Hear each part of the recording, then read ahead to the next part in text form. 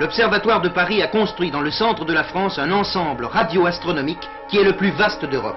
Les radiotélescopes ne voient pas les astres, ils les écoutent.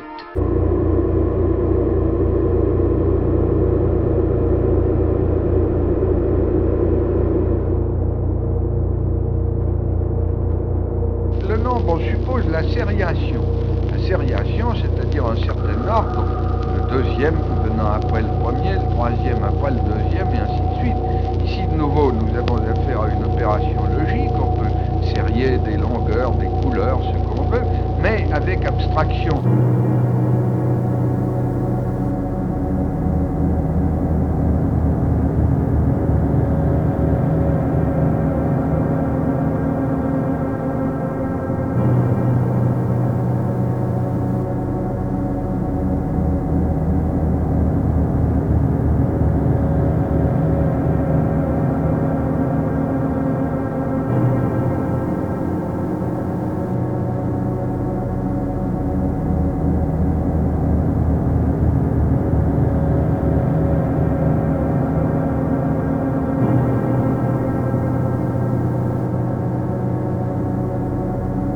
Comme chaque jour, notre parenthèse vérité va permettre à une auditrice de faire un merveilleux voyage autour du monde.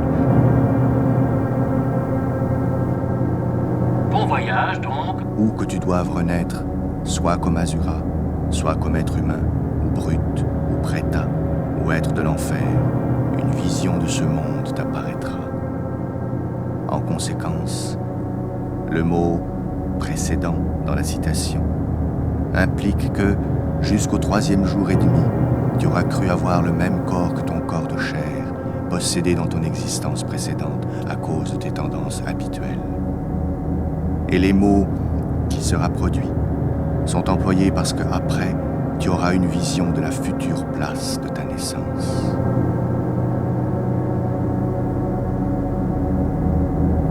Doté de toutes les facultés des sens et du pouvoir du mouvement libre, veut dire que malgré ce que tu as pu être de ton vivant, aveugle des yeux, ou sourd, ou infirme, dans ce plan d'après la mort, ton œil verra les formes.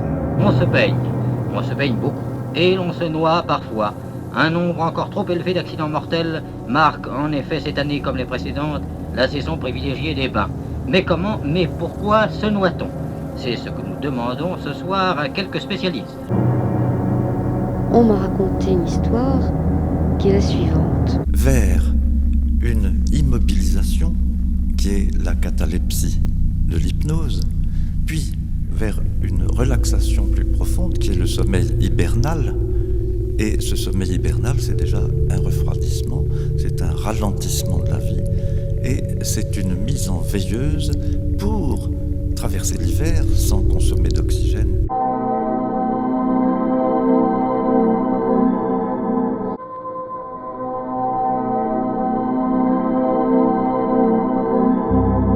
Il existe dans un même sujet tout un système de transe, de bas en haut et de haut en bas, qui le font communiquer avec lui-même à différents niveaux et à différents états d'hypo ou d'hypervigilance. Tant et si bien que dans les états d'hypervigilance, vous avez, corrélativement à l'émergence de ces états, dans bien des cas,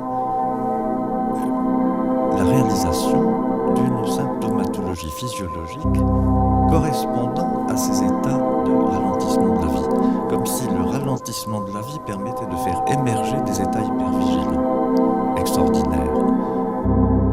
Il serait tout à fait erroné de s'imaginer qu'un clou chasse toujours l'autre et que l'exploration de secteurs très nouveaux doit nécessairement entraîner l'abandon des terrains solidement tenus et largement exploités. Parce que si le coup la pique et s'il y a 10 ou 15 mètres de fond, il est mort. Si vous l'évitez, la disparition sous l'eau, il n'y a rien du tout, c'est un simple malaise et il reprend connaissance immédiatement. C'est formidable.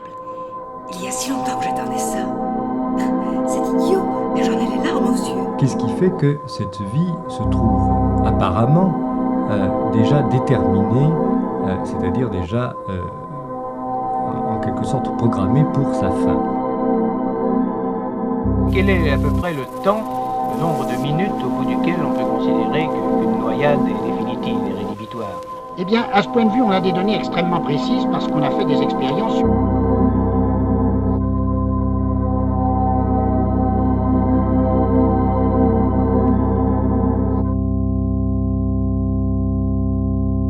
Voici l'enseignement.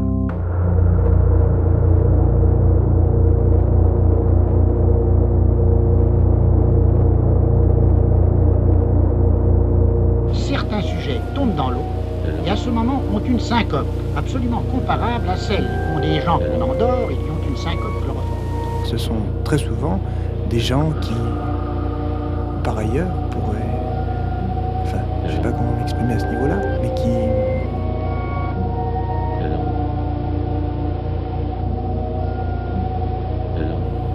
Cette condition d'existence où tu te trouves actuellement est l'indication que tu es mort et errant dans le bardeau. Agis de façon à savoir cela. Souviens-toi des enseignements.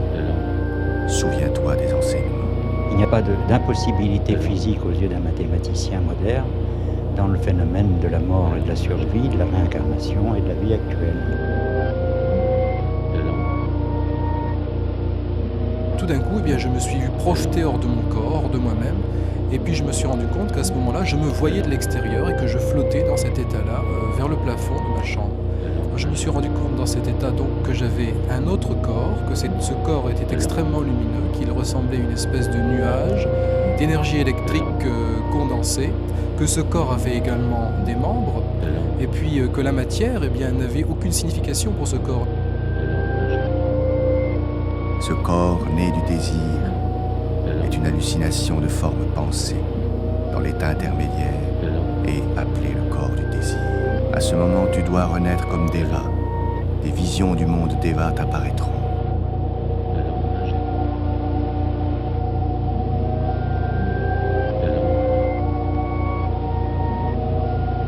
Ces histoires de rêves, finalement, c'est très intéressant. Et puis, tu vas voir, je vais te raconter les miens. Des visions du monde t'apparaîtront. Je ne rêve presque jamais, je ne crois pas aux rêves. Je ne rêve presque jamais, je ne crois pas aux rêves.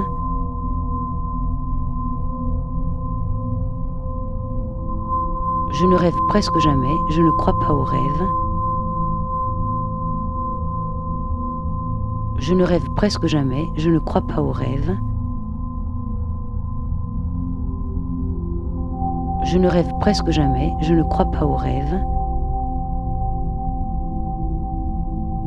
Je ne rêve presque jamais, je ne crois pas aux rêves. Je ne rêve presque jamais, je ne crois pas aux rêves. Je ne rêve presque jamais, je ne crois pas aux rêves.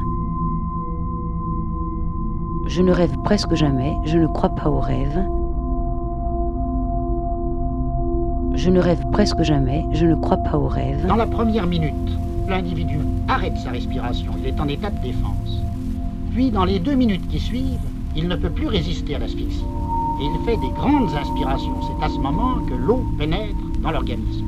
Si bien qu'en définitive, pour que l'individu meure, il faut compter environ 3 minutes, 4 minutes et demie environ.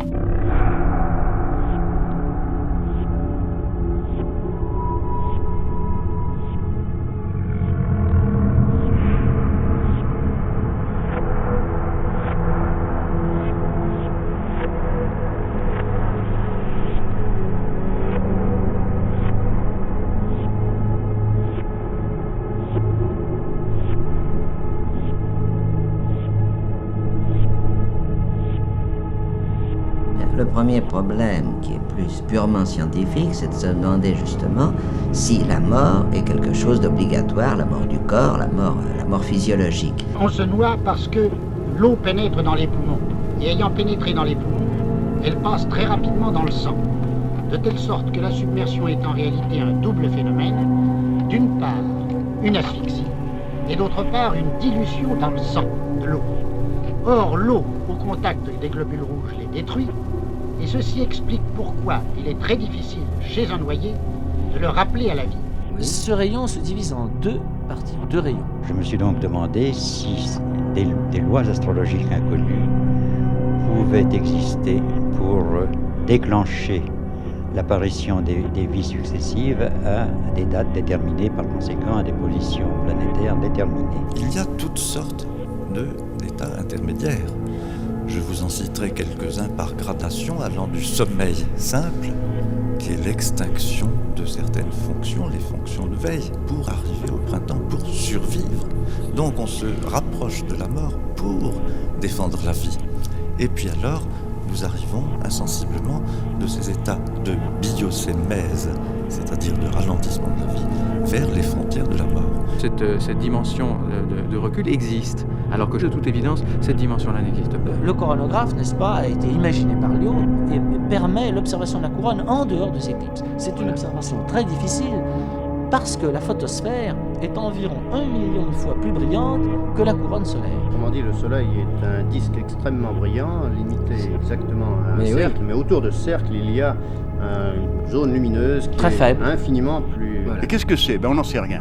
Tout ce qu'on sait, c'est qu'il se passe quelque chose. Les physiciens ne se sont pas gênés pour détruire des cartes. Mais alors, malgré tout, lorsque ces 2 rayons ont accompli, les vibrations ont accompli 2 chemins différents, il y a phénomène d'interférence. Quand nous nous trouvons devant ce phénomène, des phénomènes décrits, qu'est-ce qui est devant nous?